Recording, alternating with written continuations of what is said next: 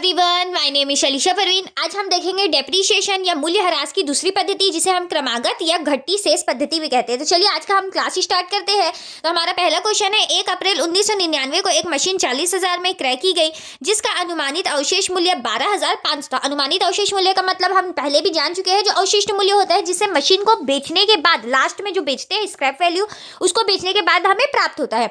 आगे बोल रहा है 10% वार्षिक दर से ह्रास की गणना घटती शेष पद्धति से करते हुए 3 वर्ष का मशीन खाता बनाना है। इसमें बता दिया 10% हम लोग को ह्रास का गणना करना है और 3 वर्ष के लिए बनाना है।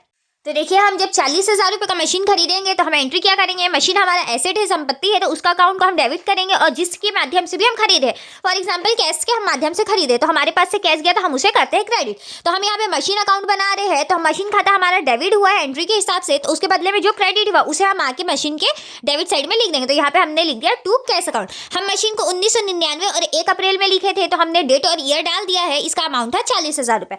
अब जैसे कि ये क्रमागत शेष पद्धति है या घटती शेष पद्धति, तो इसमें डेप्रीशिएशन का निकालने का तरीका स्थायी किस्त पद्धति की तुलना में थोड़ा अलग होता है। तो यहाँ पे हमारा परसेंटेज दिया हुआ है, तो यहाँ पे 40,000 रुपये का हमारा मशीन है, जिसमें 10% हमारा इसका डेप्रीशिएशन का दर है। तो यहाँ पे हमने 10% किया, इधर 0 कटे, इधर 0, तो यहाँ पे हमारे डेप्रीशिएशन का अमाउंट कितना निकला गया, 4,000 रुपये।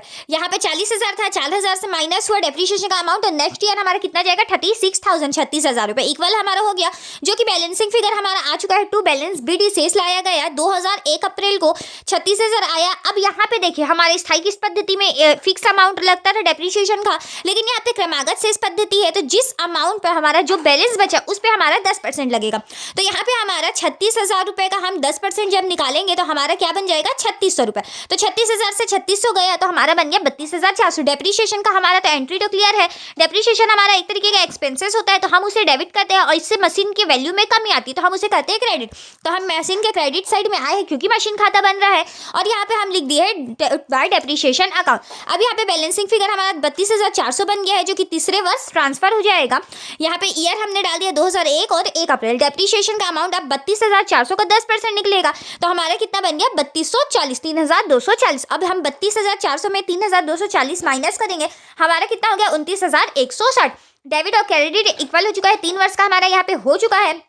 चौथे वर्ष यहाँ पे हम ट्रांसफर कर देंगे 2002 1 अप्रैल में टू बैलेंस भी शेष लाया गया 29,160। जैसे कि हमने यहाँ पे कुछ नोट्स भी लिख के रखा है, अवशेष मूल्य की इस विधि में ह्रास निकालने में कोई विशेष महत्व नहीं होता।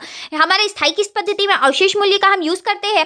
क्रमागत शेष पद्धति में हर ईयर डेप्रीशिएशन का अमाउंट जैसे कि चेंज होते रहते हैं, तो इसमें यूज नहीं होता है। अब यहाँ पे क्या बोल रहा है, प्रत्येक वर्ष संपत्ति के शेष मूल्य पर 10% ह्रास निकाला जाएगा। फॉर एग्जाम्पल जैसे हमने यहाँ पे 40,000 पे निकाला, फिर नेक्स्ट ईयर हमारा बैलेंसिंग फिगर 36,000 था, उस पर निकाला, फिर नेक्स्ट ईयर 32,400 था, उस पर निकाला, वैसे ही हमारे यहाँ पे हर साल निकलते हुए जाएगा।